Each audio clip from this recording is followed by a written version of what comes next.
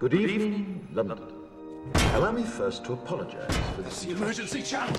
I do, like many of you, appreciate the comforts of the everyday routine, the security of the familiar, the tranquility of repetition. Bloody hell. I enjoy them as much as any bloke.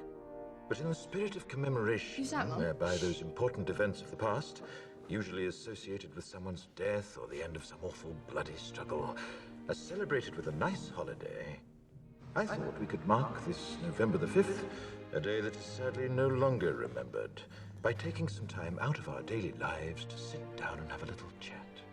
There are, of course, those who do not want us to speak. Let me think, just let me I think. suspect even now, orders are being shouted into telephones, and men with guns will soon be on their way. It's Chancellor Sutler. Damn it! Why?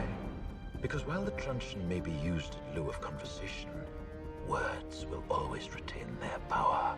Words offer the means to meaning, and for those who will listen, the enunciation of truth. And the truth is, there is something terribly wrong with this country, isn't there? You designed it, sir. You wanted it foolproof. You told me every television in London. Cruelty and injustice, intolerance and oppression. And where once you had the freedom to object, to think and speak as you saw fit, you now have censors and systems of surveillance coercing your conformity and Cameras. soliciting your submission. We need cameras. How did this happen? Who's to blame? Well, certainly there are those who are more responsible than others, and they will be held accountable. But again, truth be told, if you're looking for the guilty, you need only look into a mirror. I know why you did it. I know you were afraid. Who wouldn't be?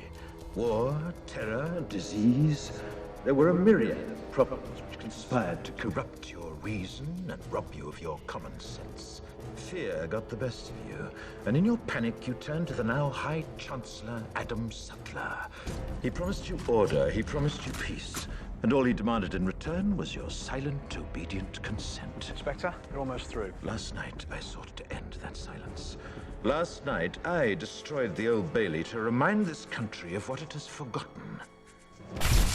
More than 400 years ago, a great citizen wished to embed the 5th of November forever in our memory. His hope was to remind the world that fairness, justice, and freedom are more than words. They are perspectives. So if you've seen nothing, if the crimes of this government remain unknown to you, then I would suggest that you allow the 5th of November to pass unmarked. But if you see what I see, if you feel as I feel, and if you would seek as I seek, then I ask you to stand beside me 1 year from tonight, outside the gates of Parliament. And together we shall give them a 5th of November that shall never, ever be forgotten.